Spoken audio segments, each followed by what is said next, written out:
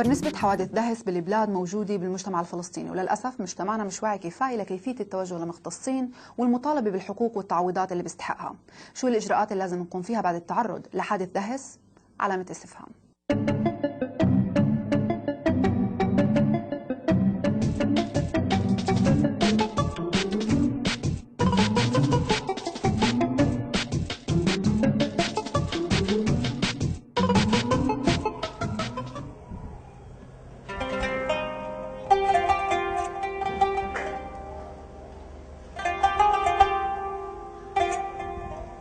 في شغله اللي بلاحظها كثير انه بس واحد يصيب بحادث طرق هناك ما بيخلوا صاحب الشأن او المختص اللي هو يتفل بالموضوع. مرات بيرفعوه وبيؤدي لهذا انه بدل ما تكون الزرد تزيح ويصير عندك شلل ربع، بصير عندك شلل اكثر من 60% وبتنكسر الزرد. اهم ثلاث امور: اولا التوجه للعلاج والفحص في المستشفى حتى يتحقق وطبعا يطمن على صحته المصاب.